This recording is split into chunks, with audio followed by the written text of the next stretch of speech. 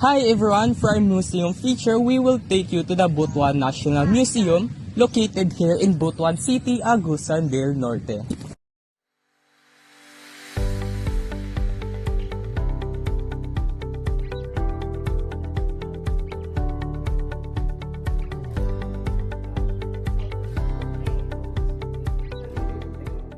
This museum is important because it preserves the evidences of Butuan's early civilization, especially in its role in trading even before the Spanish colonization.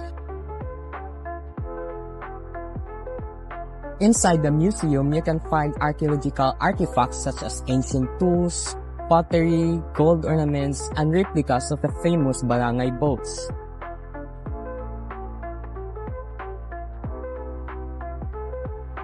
These barangay boats show that early Filipinos and Butuans were skilled seafarers and traders connecting with other Asian countries. Overall, Butuan National Museums helps us understand how advanced and organized the early Filipino societies were. And it reminds us that Philippine history already had a rich culture and a strong identity even before the foreign influence. The Philippines is a country shaped by stories of faith, courage, and struggle. Across its islands stand places that reminds us of who we are and where we came from. This time, I will introduce 3 important historical sites in the Philippines. First is the Intramuros located in Manila. Second is the Rizal Shrine found in Calamba, Laguna. And third is the Magellan's Cross located in Cebu City. Intramuros was built by Spaniards during 1571 as military and political center of Spain. It witnessed the key events such as Spanish colonization and World War II destruction. Today, it is preserved by the Intramuros administration and remains a major heritage tourism site. Magellan marked as the arrival of the Christianity in the Philippines in 1521. It symbolizes Ferdinand Magellan's expedition and the country's early religious history. Today, it is protected inside a chapel and remains a significant religious landmark. The Rizal Shrine is the birthplace of Dr. Rizal. It is where he spent his childhood and developed his love for learning. Now, it is maintained as a museum that displays Rizal's personal belongings and writings.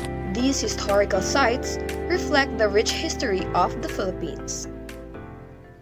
Moving from the significance of historical sites, we will now go through some of the most important and symbolic cultural performances across the 3 main island groups of the Philippines. Starting with Luzon, we feature Maglalatik of Binyan, Laguna.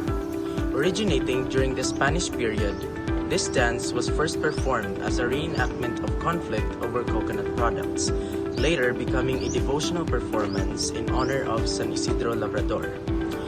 Maglalatik represents strength, discipline, and community unity. Dancers wear red trousers and strike coconut shells attached to their bodies, using the shells as rhythmic props that drive the performance. Proceeding to the Visayas, we present Corazza, commonly performed in Samar and Leyte. Influenced by both indigenous and Spanish traditions, this dance is often seen during weddings and celebrations. Corazza represents courtship, social interaction, and communal joy. Performed in traditional Visayan attire, the dance relies on lively footwork and expressive movements rather than relying on handheld props. Finally, from Mindanao, we highlight Kapa Malong Malong, a traditional dance from the Maranao people. This performance demonstrates the many ways how malong is worn and used in a daily life, symbolizing adaptability, creativity, and cultural identity. The malong serves as both costume and props, transforming throughout the dance to reflect different roles and traditions. As we go through these various cultural performances, we must embrace these national treasures.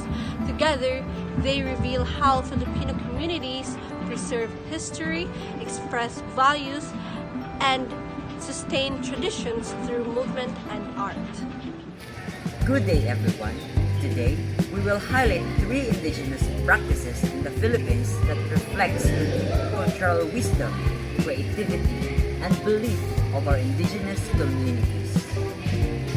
The first practice is tingkip basket weaving in Palawan people of southern Palawan. Tingkip baskets are hand-woven from bamboo and rattan and are used for storing food, hunting tools, and sacred objects. Beyond daily use, these baskets also have spiritual significance, as they may carry charms believed to protect the owner. This practice reflects the Palawan people's close relationship with the forest and sustainable living. The second practice is Gomek Gumana, a blacksmithing ritual of the Tagabawa Bagubu in Davao del Sur. Before forging tools or weapons, the blacksmith performs rituals to honor the spirit of the forge. Only one master blacksmith is allowed to work at a time, symbolizing discipline, respect for tradition, and sacred power of fire and metal. The third practice is Ambahan, a form of chanted poetry by Hanoo Mangyan of Mindoro. These poems follow a strict rhythm and are written on bamboo using an ancient script. Ambahan expresses emotions such as love, advice, and farewell, preserving history through oral and written tradition. These practices reminds us that Philippines history lives through indigenous knowledge, creativity, and respect for nature. Thank you.